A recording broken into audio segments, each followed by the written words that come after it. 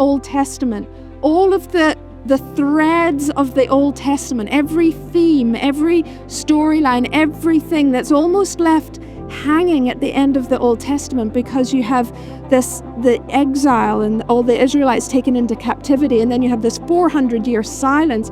All of that, what we need to understand is all of that gets met in Jesus.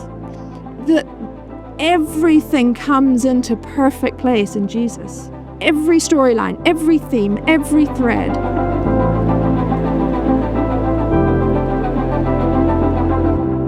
A life anchored in His story. Right? Fantastic. Sadly, I didn't make up that amazing pun, but it's a good one. It's a good one, so we're using it. And where I'm going today is we're going to look at the Christmas story, arguably the most famous story in the Bible, really.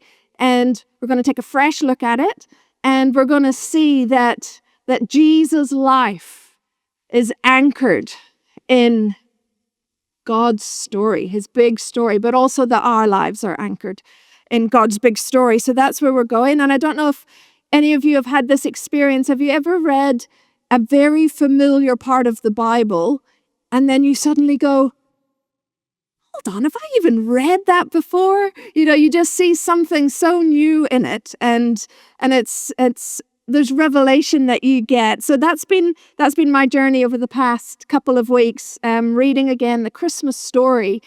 And I must admit, where I'm going today is the second half of Matthew 2. And I've read it again in the last couple of weeks, and I know I've read it before, but there's a lot of really terrifying and horrifying things that happen in that part of the scripture just after Jesus is born. And we don't sing carols about that part. And we stop our children's nativity plays before it all happens. But it's really big stuff. So we're going to dig into that. And one thing to know about Matthew, if you're ever going to study Matthew, have in your mind two of the things that Matthew is doing. He's recording events, absolutely. But he's crafting everything. He's very intentional about what he includes in his gospel. And he uses specific stories, specific events from Jesus' life, and specific language. And he's wanting the reader to know two very big things. One, who I'm talking about, Jesus, he is the Son of God. So Matthew is all about Jesus' identity as the Son of God. And then he's also all about what Jesus has come to earth to do, his mission. Okay, so it's really good to just go into Matthew knowing that. And the context, just before we get into the story, and I'm going to give you the story. By the way, this is going to be a bit of a Bible study, which I just love. And every so often I'll do a bit of a Bible study on a Sunday. It's not totally normal. So we're a little bit study. If anyone's finished school, you get some school.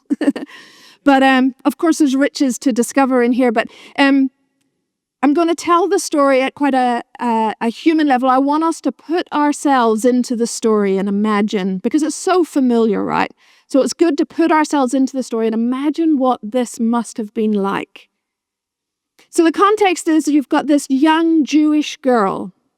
I'd say she was 14, 15, not just me that says that. That's what the scholars think. She was young. She was a teenager. She was younger than some of our young ladies, our young adults here. And can you imagine, you have just been through the biggest scandal of the day. So you have discovered that you're spontaneously pregnant. Okay? We can't even imagine. And before that, you got a visit from an angel who told you what was going to happen.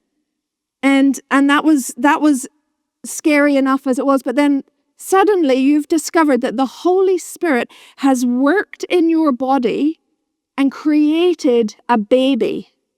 And this is before you've been married and before you've had sex. And the scandal that hits your town must be huge. Not only that, but you're fiance, unsurprisingly, has decided he needs to break off this engagement. This is terrible. What's he going to do? But then he gets a visit from an angel in the form of a dream. And he's told, no, don't do that. And so he doesn't do that. And he decides, okay, I'm going to marry Mary and I'm going to be the father to this baby Jesus. That's an intense year of your life, right? That's pretty big. Doesn't stop there. You've got gradually more and more pregnant. You're a bit bigger. And then all of a sudden you hear that the Roman Empire has decided, there's some politicians, the Roman Empire, they've decided that they're not getting enough money from taxes, and so they're going to need everyone to travel to their homeland to register for a census so they can take some more money off your family. Not great. You're pretty far through your pregnancy by now, and you have to get on a donkey. Have you ever actually thought that through? And you have to travel from Nazareth to Bethlehem, probably about 130 kilometers, on a donkey. Now, we have a slightly similar story, not personal, but in our family. So Shannon's great-grandparents were the lighthouse keepers at Farewell Spit. Anyone been to Farewell Spit, the lighthouse? It's beautiful, absolutely beautiful. They were there for a few years. They've been the lighthouse keepers at a few different lighthouses around New Zealand. And if anyone knows, that sand spit is about 30 kilometers long. Well, Shannon's great-grandmother, Jessie Cocker, this is Joe and Jessie Cocker, they were there for a few years and they had 7 sons. She lived in that remote place with her husband and 7 sons.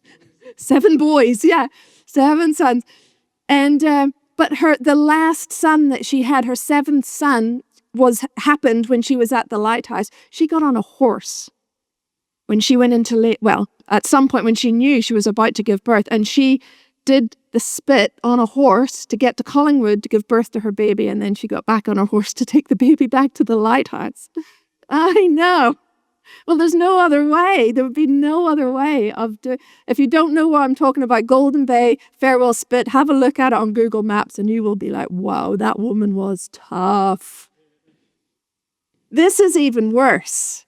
This is 130 kilometers on a donkey. Okay, so they do that. They get to Bethlehem. We're not sure exactly why, but they don't return to Nazareth, and the scriptures tell us the time came for her to be delivered. So she gives birth in Bethlehem, and she's without her family. I mean, even that. She's without her mum, she's without her siblings, her aunts, possibly whoever was her midwife, whatever way that worked. She's in the midst of Joseph's extended family, we assume, because that's his homeland. But even that might be awkward. Who knows, right? So she gives birth. She's pretty much on her own. And then we get this incredible scripture, Matthew 2. So this is the start. Now, if you read this account in Luke, you get the shepherds, you get the angels and the glory and the beauty, all the amazing. Matthew, he tells us about the wise men. And what we know about them is that they have traveled from the east. Scholars would say probably Persia, which is modern-day Iran. So they've come like 1,200, 1,400 kilometers because they've all their science and their maths and whatever. They've seen the stars. They know that the ruler of the world has been born. Okay, so they've traveled possibly months to get to this place. They know he was born in Bethlehem because we read that. They are able to tell Herod that piece of information. But they go to Jerusalem. Now, have you ever thought about that? I think that they've assumed that the new king is going to be in Jerusalem, even though they knew he was born in Bethlehem. So there's obviously been some time in between. They weren't there at the nativity. I hope you know that. They weren't, sadly. Looks like a beautiful scene, but they weren't there. This was later. We don't know exactly what age Jesus was at this time, but probably a young toddler.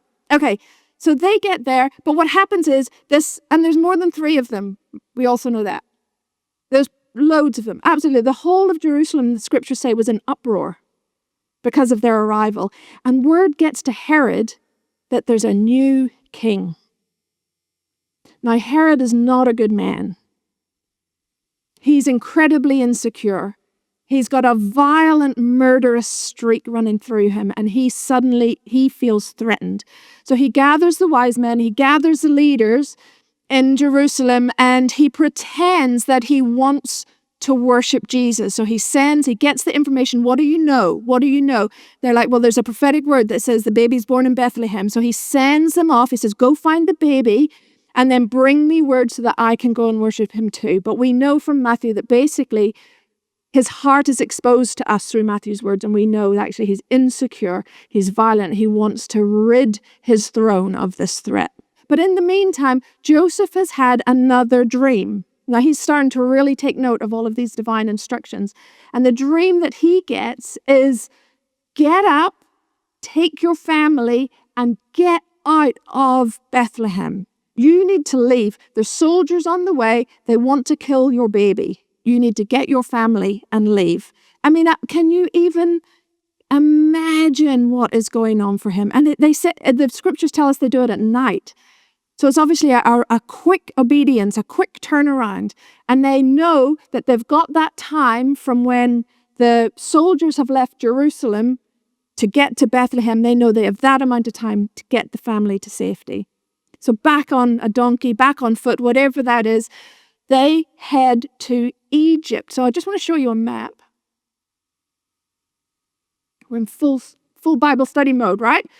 So they've been in Bethlehem, which is just to the west of the Dead Sea. And they started off in Nazareth, right up top. That's where they had come from. And now they need to do the trip to Egypt. So we're talking like 600 kilometers or so to get to Egypt, to obey God's instruction. And they have a toddler. It makes it very human, doesn't it? There is a powerful man and a powerful force at work that wants to kill their baby, wants to kill Jesus, and they flee for their lives. And what do we get at this point? Now, this is amazing. This is the second half of Matthew. I want you to note there's 3 incredibly terrifying things that happen in the second half of Matthew. This is the first one, this flight to Egypt. And at the end of each of these sections, we're given a prophetic word. We are given a word from the Old Testament prophets that fully anchors the events of what are going on in the big story. And so God, through Matthew, is inviting us to see that no matter what happens, no matter what evil is at work in the world, there is a big plan. God has a big plan, and nothing is going to thwart that plan. And what we get, the yellow writing at the end of that first section, this was to fulfill what the Lord had spoken by the prophet, out of Egypt I will call my son. Now tell me, when you hear those words, what story do you actually think about? We go to the Exodus, don't we? We go to Moses. And so this is incredible. Now I'm really, this is good stuff. We're going to keep digging. This is incredible what's happening here, because not only is Matthew specifically reminding us that God is in control of this situation, he's saying, no. You got to think bigger. There's a big picture plan that's going on here, and God's in control of all of it. And so he reminds us, the reader, of what happened in Exodus and what happened with Moses. And actually, what's even a little bit more geeky is Matthew, when he writes his gospel, all of the stories at the start of his gospel, which are all about the genesis of Jesus, they basically retell the story of the Israelites. If you think about it, we've got similar characters going on. For Moses, the evil king was Pharaoh. Here it's Herod. Pharaoh is on a murderous streak and kills all the Israelite babies. Herod's about to do the same. Moses' time, he takes the Exodus, he takes the whole of the Israelite tribe, and they cross through the Jordan. Jesus, in Matthew 3, we'll read, gets baptized where? In the Jordan. And then the Israelites spend 40 years wandering in the desert because they can't get it right. They can't be faithful to their faithful God. Jesus goes into the wilderness for 40 days. He's tempted in every way and he overcomes.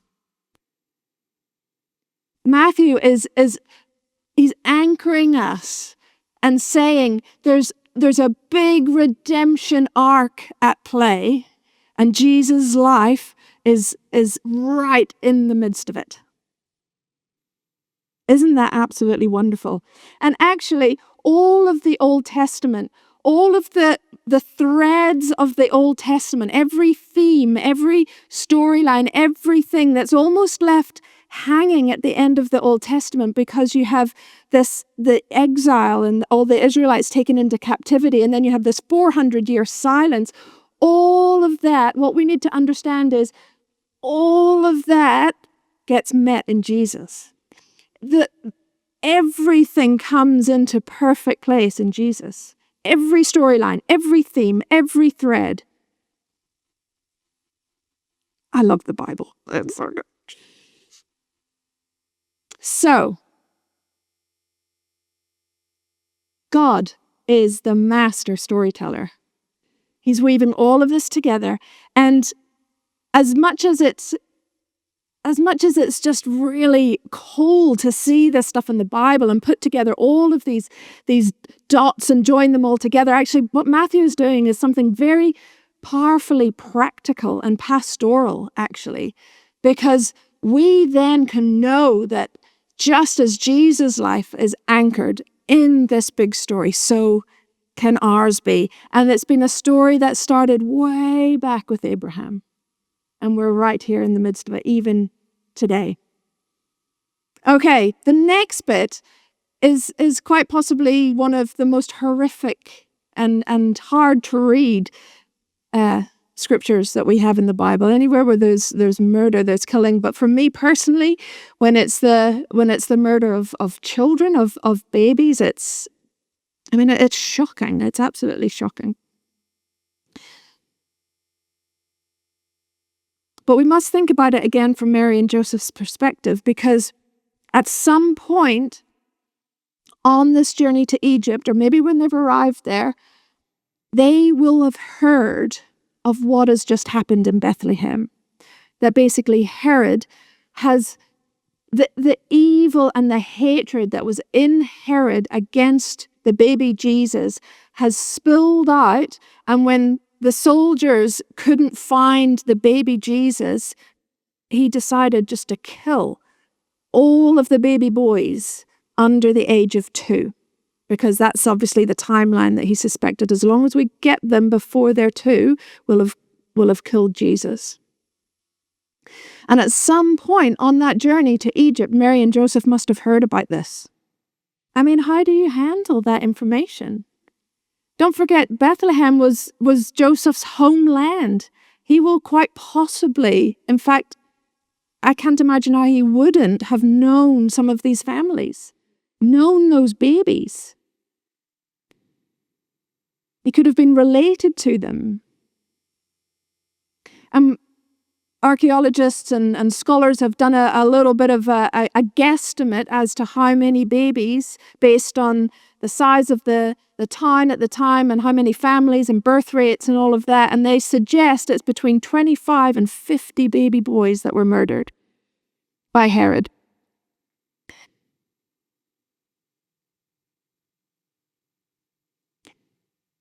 And so they've got this information, and they're traveling, and I guess they get to Egypt. It's a foreign land. They know no one. They know nothing. And they have to set up home. They have to put some roots down and try to create a life. I mean, these guys, this is such an intense first few years of their marriage and their family life. But what do we get? We get another prophetic word. In the midst of this horrific evil, then what was fulfilled, what was spoken by the prophet Jeremiah, a voice was heard in Ramah weeping and loud lamentation, Rachel weeping for her children. She refused to be comforted because they are no more. And you can do a really deep dive here, which I don't have time for, but there's two things to just note that Matthew is helping us to pull together. And what he's doing with this prophetic word, he is not saying that God ordained that massacre. That is not what he is saying. But what he is saying is, in the face of the most violent evil that man can do against man, God is grieving. And he's using Rachel, who, if you remember, was married to Jacob. He was one of Jacob's wives. He had 2 wives, and he also had children with 2 other women, but Rachel was the one that he loved the most. And if you remember the story, you can read it in Genesis 35.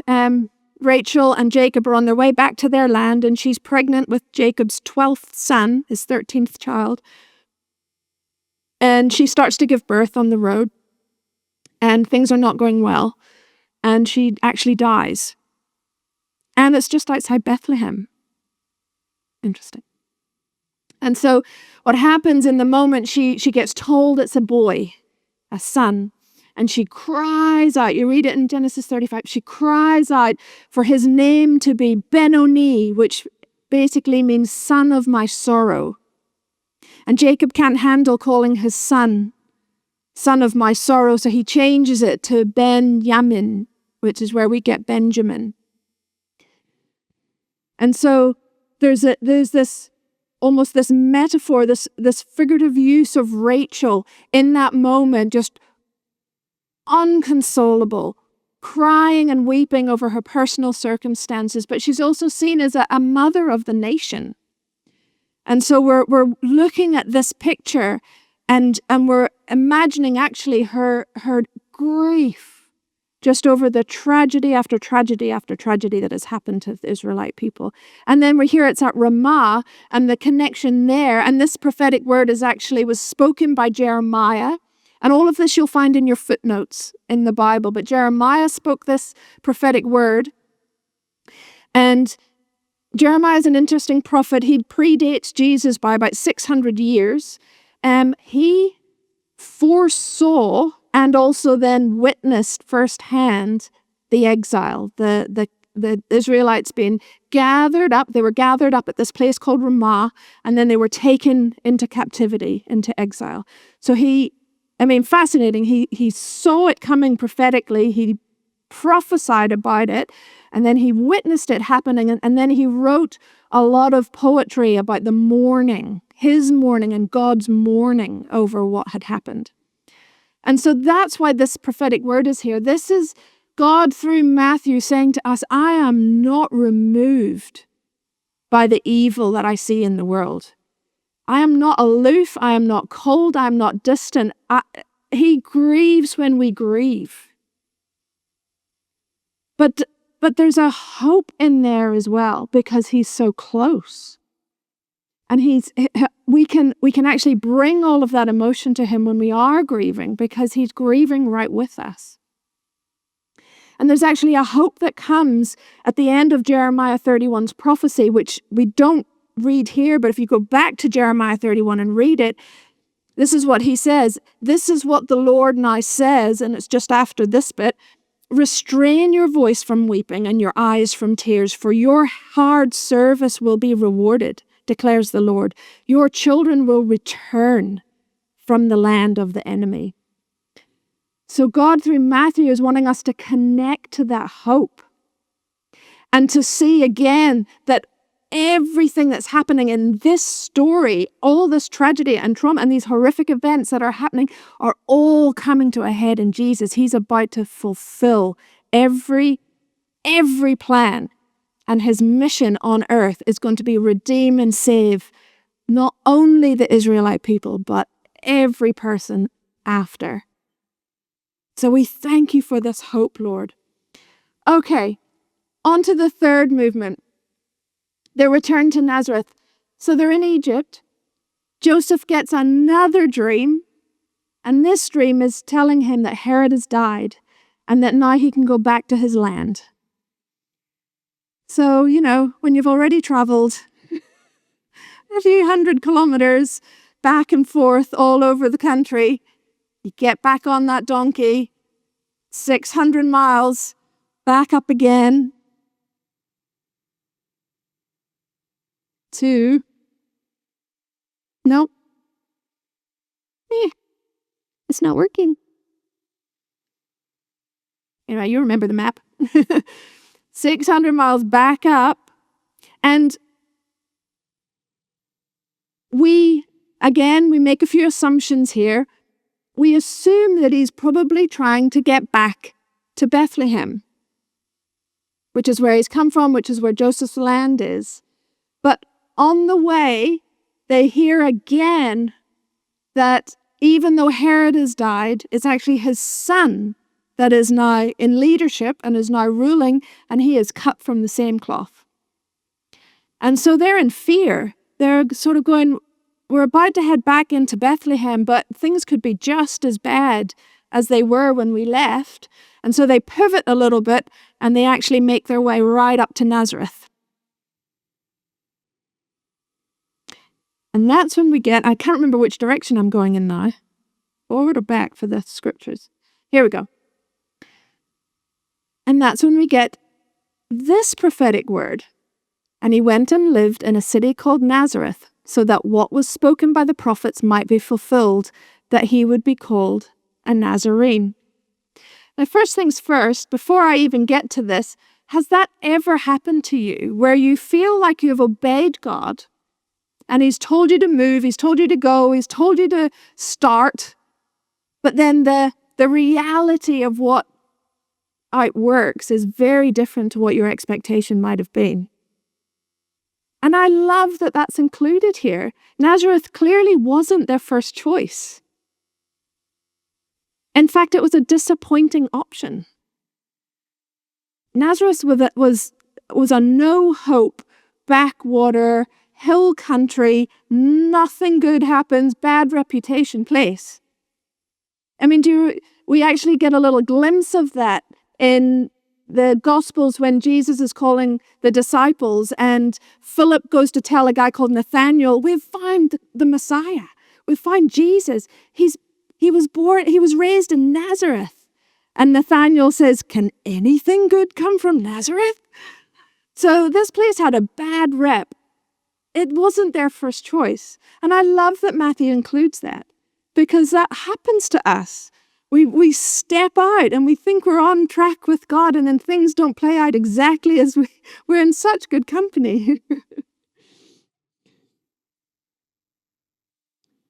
But anyway, this next bit is just me in my happy place, because this prophetic word, unlike the other two, where we have the footnotes of what prophet said it and where to find it, I don't know, anyone in the room ever tried to find this prophetic word in the Old Testament?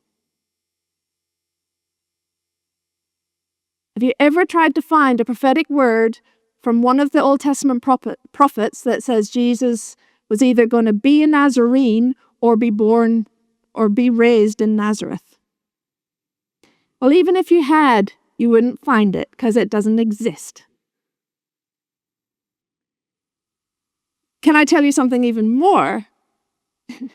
Nazareth itself didn't exist in the Old Testament times.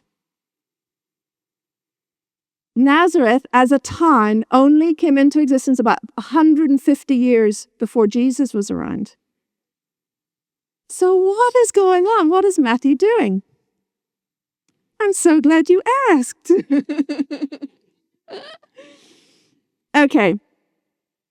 What's happening here is I'm having so much fun. Rather than Matthew pulling on a specific prophetic word, what he's doing here is he's referencing a theme from the Old Testament. Okay? And the first time we catch a glimpse of this theme is in Isaiah. And it's Isaiah 11.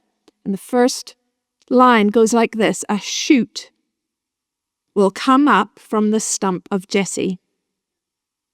From his roots, a branch will bear fruit. The Spirit of the Lord will rest on him, the Spirit of wisdom and of understanding, the Spirit of counsel and of might, the Spirit of the knowledge and the fear of the Lord, and he will delight in the fear of the Lord. And some of the other prophets pick up on this image. They like this picture of the shoot, and so we get it in Jeremiah 23, talking about the righteous branch. And it says something else in there as well. And Zechariah 6 talks about my servant, the branch. And also the man whose name is Branch.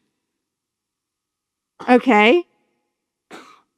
He's stick man. Like, move over, pack and save. Jesus is the ultimate stick man. That's what this theme is all about. He's the hope of the branch. Okay? Now, this is where it gets incredibly good. The Hebrew root for the name of the town, Nazareth, is a word called netzer. Basically, the word where we get Nazareth. And can you imagine and guess what that word means? It means branch. It means shoot. It means stick. So what has happened here is before Nazareth even existed, God has put in place this big story and guided this family in the midst of all of this tragedy to end up in a place called Nazareth, which basically means the sticks. He's from the sticks. And he was to be called a Nazarene, and the theme is that he would be the hope of the stick, the hope of the branch. Isn't that incredible? Matthew is shouting as loud as he can in black and white on these pages that this child is the Messiah. And he has given us all of these incredible opportunities to see how the life of Jesus is so anchored in God's story, in the history of the world, right from way back here, everything coming together to Jesus being born. And there's so much hope. There's just so much hope that lands.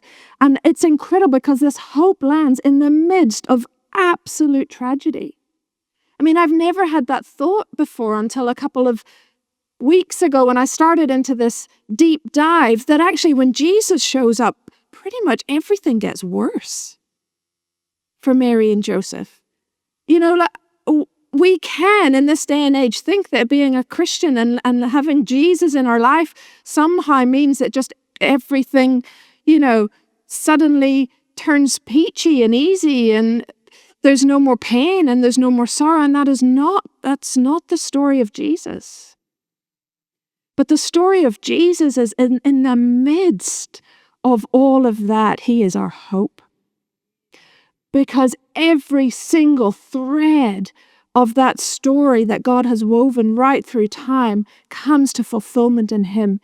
He is the salvation. He is the redemption of the world. And Matthew's going, and now he's here. He's been born. Whatever we face, he's right there with us. And how incredible. That's what God was bringing out, even in our worship. Whatever we face, he's right there with us. And not only that, but he's not removed. His heart is not removed from it. If we're grieving, he's grieving. But there is hope.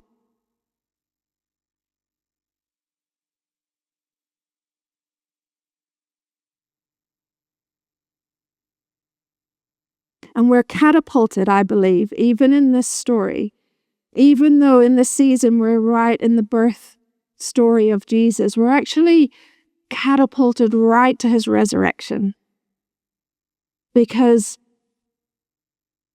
he experienced everything that we have experienced. He's gone through it all. The wilderness for 40 days, his whole life, the hatred and venom that came against him, his death, where he took on the sin of the world, every sin, every curse, every sickness, every disease, every evil intent, all on him, and he conquered it for us.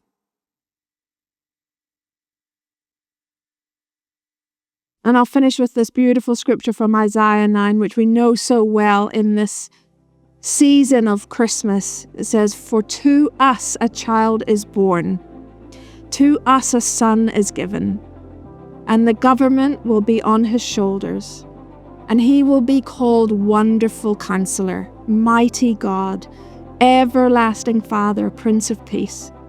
Of the greatness of his government and peace, there will be no end."